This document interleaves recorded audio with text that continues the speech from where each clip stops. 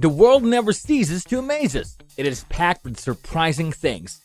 Even if you have read a huge number of books and watched hundreds of scientific films, it's impossible to learn absolutely everything about our world. It is true that what we know is a drop and what we don't know is an ocean. But with our daily busy lives, it is honest to say that we don't have all the time in the world to know these things. Don't worry, we got you, fam. Instead of having to go out and find these things for yourself, Upside has done all the hard work for you. Ready to see some amazing things you've never seen before? Let's get started.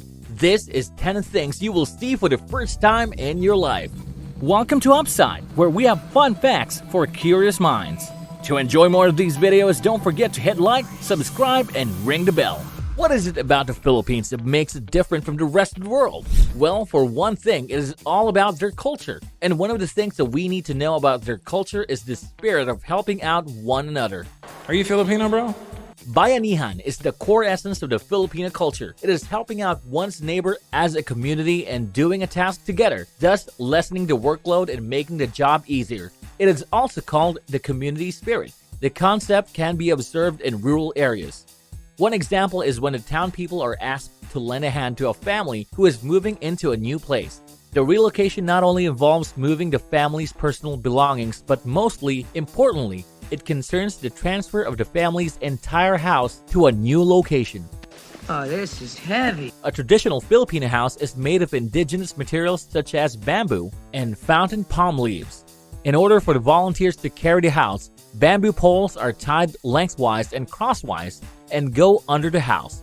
It will take approximately 15 to 20 volunteers to carry a house, and together they'll move in unison, heading to the family's new place.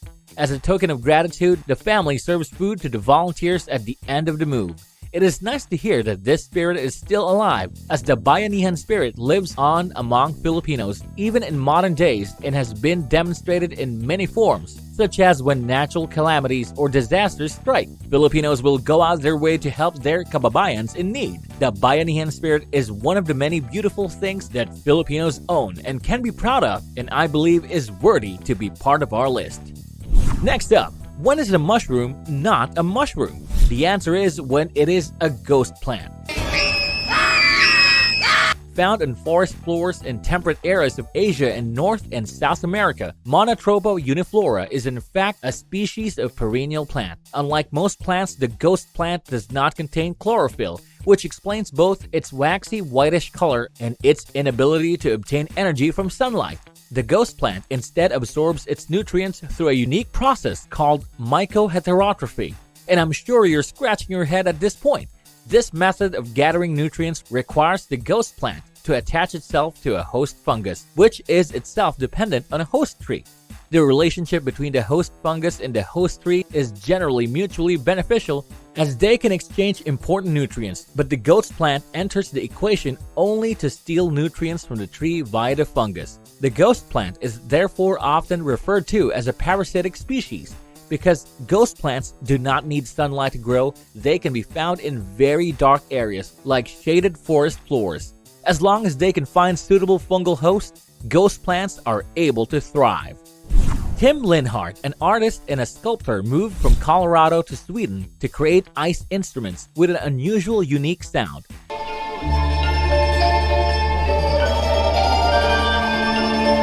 Tim spent more than 30 years doing ice sculptures before he started his music career, and at some point he had the idea of combining seemingly incompatible things like ice, sculpture, and music. It all started when his friend jokingly asked how Tim thought his violin would sound. It sparked an idea. He carves violins, violas, cellos, double basses, banjos, guitars, mandolins, xylophones, and drums, all from ice. Tim has also made larger instruments such as an ice harp and even an ice organ. Believe it or not, each of these instruments works properly, creating his own ice orchestra. Tim makes white ice from snow and water. The only parts of the instrument that are not made of ice are the wooden fretboards and the metal strings. And to totally impress the audience, Tim often adds colored LEDs to the instruments to add real ice magic. So Upsiders, if you're headed to Sweden, you should definitely experience Tim's ice magic, and please don't forget to bring your coat. Next up, A museum is a place where we find treasured artifacts. We expect to see beautiful works of art. But have you heard of the Museum of Bad Art? Oh, Jesus! Oh, God! Oh! I bet this is your first time. If you seek unfine art, look no further than Boston's quirkily refreshing Museum of Bad Art, featuring paintings from a kind of alternate reality. From the garbage to gallery walls, Museum of Bad Art, also known as MOBA, is dedicated to preserving art too bad to be ignored, which appears as their slogan. The museum's beginnings date back to 1993, when antique dealer Scott Wilson spotted an oil painting in the trash, the now iconic Lucy in the Field with Flowers. Wilson's friends encouraged him to start a collection, and he began holding receptions in his home. Attendance grew, and the collection found a permanent home in the basement of a community theater in Dedham, Massachusetts. Today, the collection counts over 600 works, with approximately 60 on view at any given time. All are original and made with sincere intentions, from undeniably awful renderings of the human form to perplexing landscapes and unfortunate experiments in pet portraiture. The collection dutifully embodies the museum's slogan. If you're wondering whether this is all some kind of joke, it is not. According to their online FAQ section, MOBA works long and hard at building the finest bad art establishment in the world. And with a statement like this, I am 100% sure that they are taking their mission very seriously.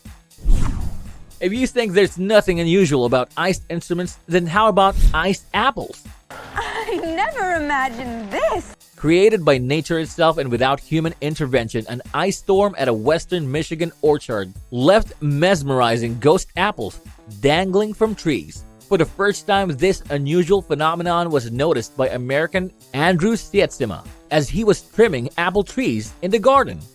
He discovered really strange fruits on the branches and photographed them. Transparent ice balls in the form of apples, but empty inside.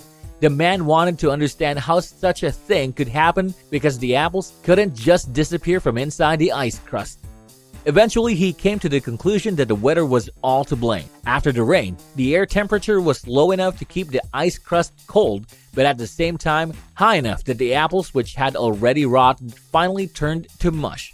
After all the contents of the iced apples simply flowed out of the ice balls, they left bizarre transparent decorations on the trees. Next on our list, have you ever encountered this wonderfully bizarre fruit? Though it looks like a lemon gone wild, the Buddha's hand is actually a distinct fruit in the citron family. That's not good. It has a sweet lemon blossom aroma and no juice or pulp. This bizarre fruit may be given as a religious offering in Buddhist temples. According to tradition, Buddha prefers the fingers of the fruit to be in a position where they resemble a closed rather than open hand, as closed hands symbolize to Buddha the act of prayer. Buddha's hand is also served around New Year's because it is believed to symbolize happiness, wealth, and longevity. You might ask, what the heck do I do with a Buddha's hand? Yes, you can eat this weird-looking fruit. You can also put it in your cocktail. The aromatic rind of the Buddha's hand infuses perfectly in alcohols like vodka or gin. You can also try it candied as a marmalade. And the best recipe of all, you can make Buddha waffles. If your alarm clock doesn't wake you up, the citron's perfume will. Sounds like a pretty zen way to start the morning, don't you think? And next up, the air we breathe is not as clean as it once was. Smog and air pollution are notorious problems in various cities around the world. Besides impeding vision, smog has various health effects on people. According to the Environmental Defense Fund, smog irritates people's airways, increasing the risk of serious heart and lung diseases. Smog itself is a potent cocktail of pollution created by industrial pollutants, automobiles, open burning, cigarette smoke, and incinerators. Given these facts, air pollution is a serious world problem. To help clean up the air, Dutch designer Dan Rosegaard created a 23-foot-tall air purifier called the Smog-Free Tower in 2015. The tower-like device essentially sucks up smog from the top and then releases the filtered air through its 6-sided vents. In short, the Smog-Free Tower is a massive vacuum cleaner.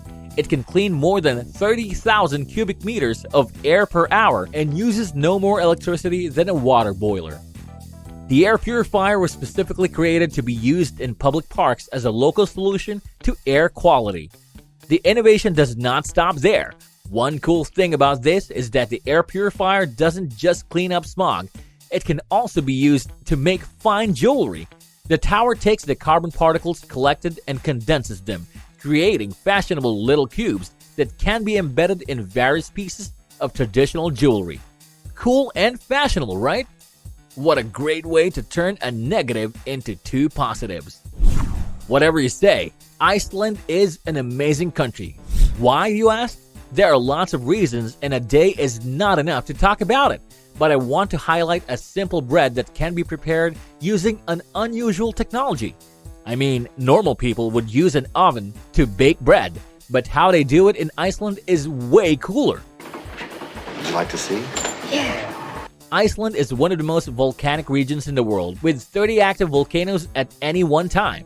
That helps create an abundance of hot springs, some with boiling hot water. And Siggy Raft Hilmarsson, an Icelandic baker, uses them to his advantage. He bakes bread using lava from nearby volcanoes. He buries his dough 16 inches underground for 24 hours, where it actually bakes from the natural heat generated by Iceland's volcanic hot springs. According to him, this lava bread method is passed down from generation to generation in his family, and this isn't a joke. Hot spring rye bread has a unique taste that you don't get from ovens, and the texture of this bread is quite special. It's also heavy, and it's not the typical light bread. He also says that every time he shows this to travelers, he sees their amused faces and they go, wow. Well, then of course, tasting it is a different story. If you ask me, this is quite amazing. Who says that fish is only for eating? Well, it sounds strange, but scientists learned to treat burns using fish skin. Tilapia skin to be exact. Holy fish paste! A new treatment for serious skin burns is being tested by researchers in Brazil. They are applying the skin of the tilapia fish directly onto the wounds of burned victims. Tilapia skin is believed to be a frugal and effective option to treat patients with second and third degree burns. As with humans, the skin of the fish contains a high content of collagen. This prevents scarring while promoting the healing of wounds. The tilapia skin is processed and sterilized, and it has been successfully used as bandages to treat patients. The test results have shown that tilapia treatment not only reduces pain, but medical expenses as well. It cuts down healing time by up to several days and reduces the use of pain medication. Brazil is the first country to test it in humans, and 300 patients have already participated in the study. The tilapia skin trial has concluded its last clinical phase. Now it needs to go through Brazil's regulatory agency to be approved for commercial use. And last but definitely not the least, did you know that you can hear the changes happening to our planet? A picture is worth 1,000 words, but a natural soundscape is worth 1,000 pictures. For 40 years, Bernie Krause has been recording wildlife sounds or soundscapes. One of the advantages of having such a large archive of recordings is that Krause can notice deviations in the environment and the species living in habitat from sound alone.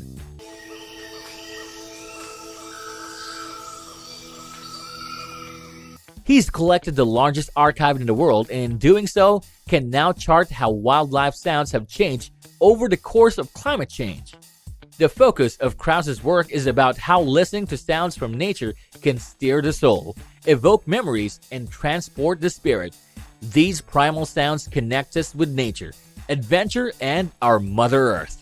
He is also reminding us that soundscapes give us a means to experience nature that is more than just visual observation, and one that is vital to our efforts to preserve biodiversity and natural, physical, and acoustic spaces. Which of these first things really got your attention? Share with us your thoughts by leaving a comment down below. And for all you Upsiders who want more Upside videos, don't forget to hit like, subscribe, and ring the bell. If you find this video eye-opening, I know you'll enjoy watching our video on mysterious places you won't believe actually exist. See you next time.